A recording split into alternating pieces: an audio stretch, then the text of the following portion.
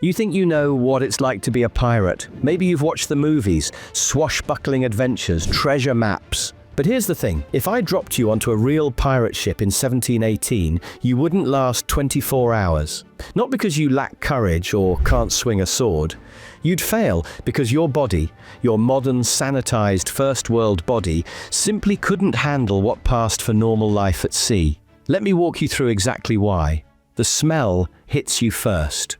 200 unwashed bodies, human waste, and rotting meat trapped in a space smaller than a studio apartment. The oxygen level down here is 15%, like being at 8,000 feet altitude, except you're breathing in a toxic soup of disease and decay. Your eyes water, your stomach churns, and you haven't even met your new crewmates yet. Men who'll vote tonight on whether to keep you alive or throw you overboard. In the next 24 hours, you'll eat food crawling with maggots, drink water that's literally alive with parasites, and sleep in a hammock infested with lice, while rats the size of rabbits run across your face. This is your new reality, and it only gets worse from here. The moment you descend that ladder into the ship's hold, your body stages a full revolt. It's not just a smell that hits you, it's a physical wall of stench so overwhelming that British naval inspectors often vomited before they could complete their reports. But human sweat is actually the least of your problems. The bilge, that's the lowest part of the ship where all the water collects, has been fermenting a cocktail of human waste, rotting food, dead rats, and seawater for God knows how long. Pirates called it the devil's perfume, and that's probably underselling it. One captured merchant sailor wrote in 1716 that the smell below deck was so thick you could cut it with a knife and it would bleed pestilence. Your eyes start watering immediately. The air is so humid and toxic that condensation drips from the ceiling. Not water, but a yellowish liquid that pirates carefully avoided letting touch their skin. The darkness is absolute, except for a few tallow candles that add their own rancid smoke to the mix. The physical space defies comprehension. The average pirate ship's hold had about 5 feet of headroom, if you were lucky. Most men couldn't stand upright. You move in a permanent crouch, banging your head on beams that have been polished smooth by thousands of previous collisions. The wood itself is alive with fungus and rot, soft in places where your hand might punch right through into chambers of festering decay. And the sounds. 200 men breathing, coughing, moaning. The constant creaking of wood that makes you certain the ship is about to split apart. Rats scratching in the walls, not small rats, but wharf rats the size of rabbits that have grown fat on a diet of dead sailors and spoiled meat. You haven't even been aboard 5 minutes, and already your stomach is churning, your head is pounding from the low oxygen, and your skin is crawling from things you don't want to identify. But here's the truly terrifying part. This is where you'll spend 16 hours of every day. This is home now. As your eyes adjust to the gloom, shapes resolve into men. But these aren't the jolly rogues of fiction. These are the hardest men the 18th century could produce. Survivors of a system that killed the weak quickly and without mercy. The average pirate was under 30, but looked 50. Skin like leather from sun and salt. Scars everywhere, from battle, from floggings, from the 1,000 daily injuries of sailing life. Missing fingers were so common that a whole hand was called a full set, a rarity worth commenting on. A quartermaster approaches. He's the elected representative of the crew, the one who enforces the ship's articles. That's their code of laws. In the Royal Navy, he'd be a glorified supply clerk. Here, he's judge, jury, and executioner. He starts asking questions in an accent you can barely understand. Might be Irish, might be Dutch, might be some ungodly mixture of both. Where are you from? What skills do you have? Can you tie a bowline? Navigate by stars? Speak Spanish? You better have good answers. See, pirates operated on a twisted form of democracy that would make ancient Athens look soft. Every major decision went to a vote. Attack that merchant ship? Vote. Sail to the Caribbean? Vote. Keep the new recruit or throw him overboard? Also a vote. And right now, invisible calculations are happening in dozens of heads. Are you worth the food you'll eat, the water you'll drink, the share of plunder you'll claim?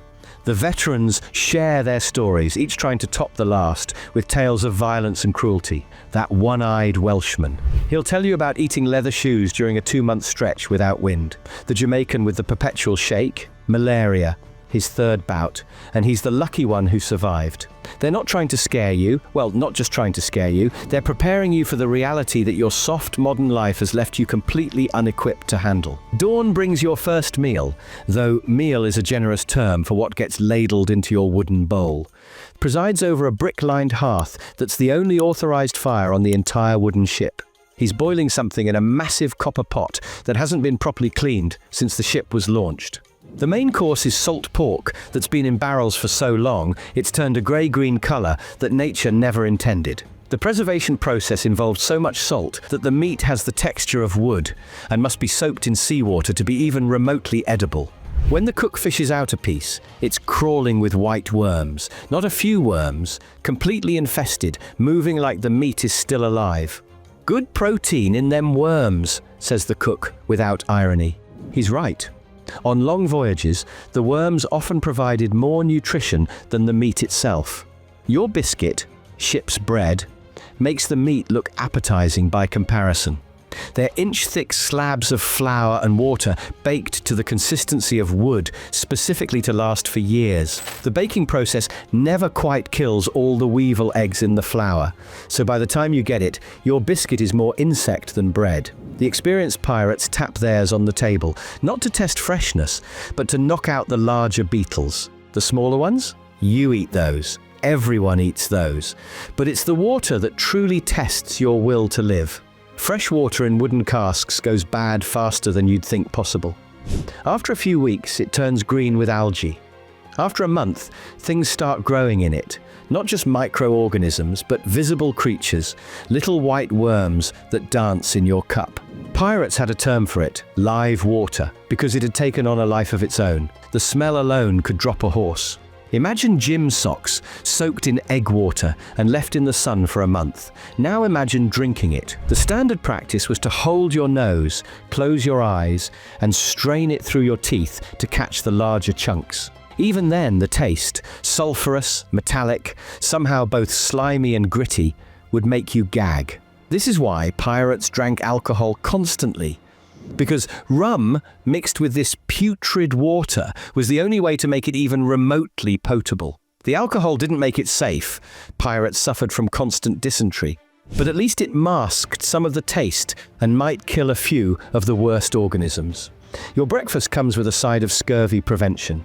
A lime if you're lucky, pickled cabbage if you're not. Nobody knows why citrus prevents scurvy. Vitamin C won't be discovered for another century, but experienced sailors know that crews who eat it don't end up with bleeding gums and teeth falling out. With your stomach full of what barely qualifies as food, it's time to earn your keep. The bosun, a scarred monster of a man whose job is driving the crew, starts barking orders in nautical terminology that might as well be ancient Greek. Lay aloft and loose the topsails. Haul in the lee braces. Mind the boom. Here's where your modern life becomes a potentially fatal liability. Those soft hands that have never known anything harsher than a keyboard. They're about to meet rope. Not the smooth synthetic rope you might find at a hardware store. Real rope, made from hemp. The first task seems simple. Help haul up the anchor. 20 men on the capstan, walking in circles like oxen at a mill, singing work songs to keep rhythm. But that anchor weighs 500 pounds, not counting the massive chain. Within minutes, your legs are shaking. Your back screams. The capstan bars are slick with the sweat and blood of previous hands, and if your grip slips, the bar could snap back and shatter your ribs. But that's child's play compared to going aloft. See those tiny figures scrambling up the rigging like spiders. That'll be you, climbing ratlines, rope ladders, up masts that tower 100 feet above deck. No safety harness, no net, just you, the rope, and physics.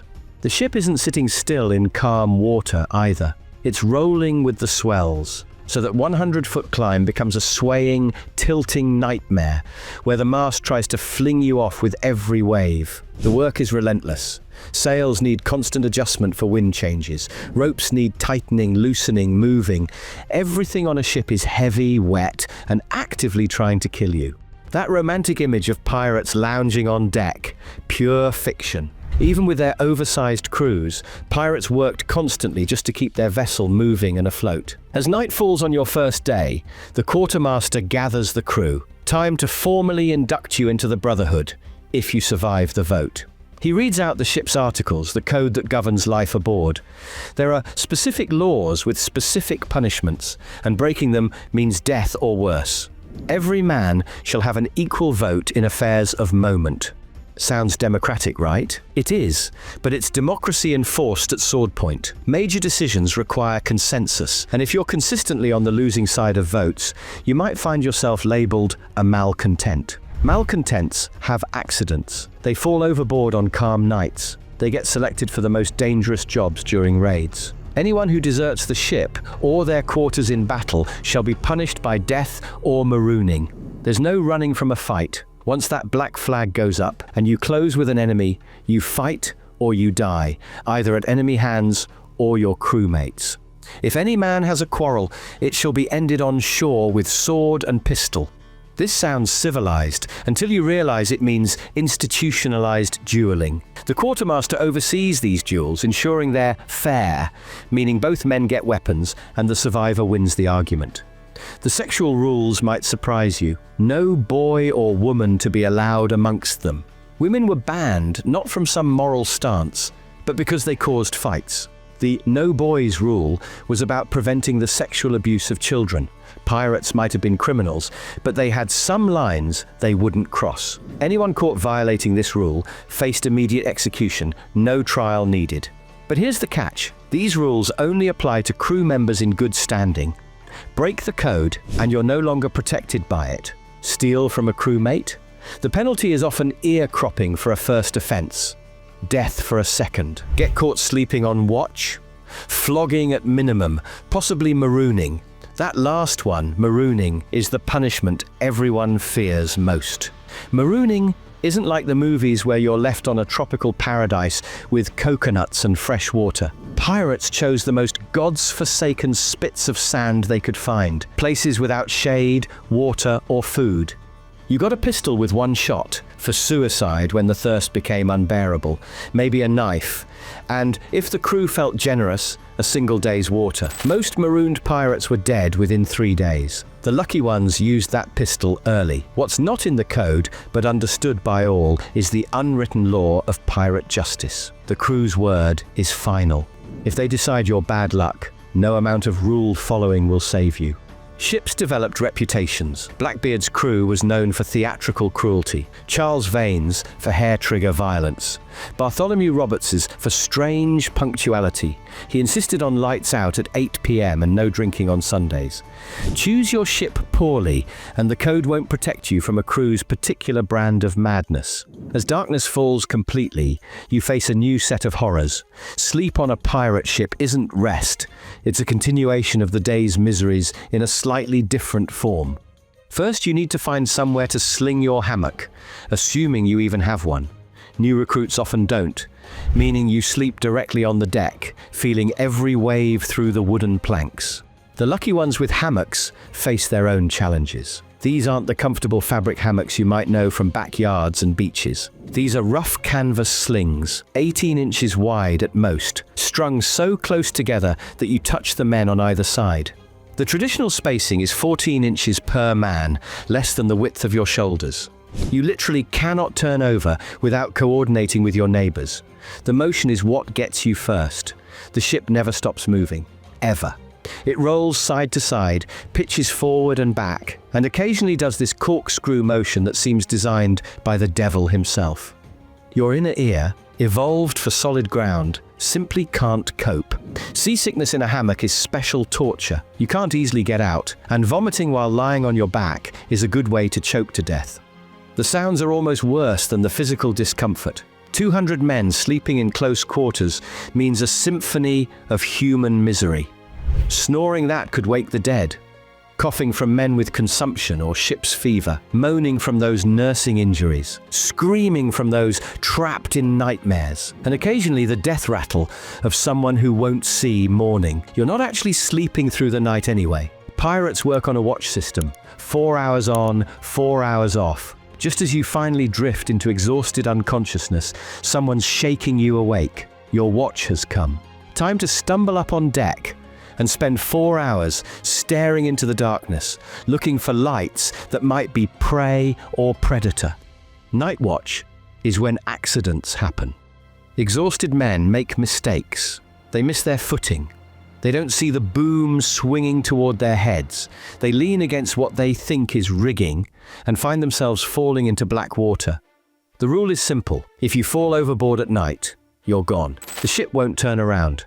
They might not even know you're missing until morning head count. During your watch, you have time to think, which might be the cruelest torture of all. You think about the life you left behind, the bed you'll never sleep in again, the food you took for granted, the basic human dignity of privacy and cleanliness. You realize that this isn't an adventure. It's not romantic or exciting. It's a waking nightmare that will either kill you or transform you into something barely human. The pirates around you have already made that transformation. They've accepted that comfort is a memory, that pain is constant, that death is probable. They've adapted to a life so brutal that the only escape is through violence, alcohol, or the grave. Most choose all three in that order. Congratulations! You've survived your first 24 hours as a pirate. You're bruised, bleeding, exhausted, and probably suffering from the early stages of several diseases. Your hands are raw meat. Your stomach is in full rebellion. You smell like the bastard child of a sewer and a slaughterhouse, but you're alive, which puts you ahead of a surprising percentage of first-day sailors. As dawn breaks, revealing another grey day of endless ocean, the bosun's whistle pierces the air.